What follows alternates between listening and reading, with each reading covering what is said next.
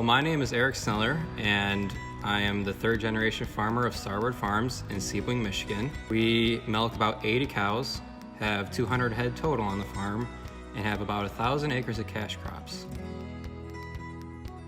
Along with my dad and my uncle, we grow alfalfa, corn, soybeans, wheat, and sugar beets as our main crops.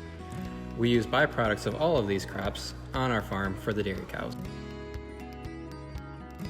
On our farm and on a lot of other dairy farms, we use a practice that is a byproduct practice. We feed cattle a lot of different foods that we humans can't eat, and in turn, they are able to provide us a product. We work with a nutritionist to ensure that our cattle get a perfectly balanced diet.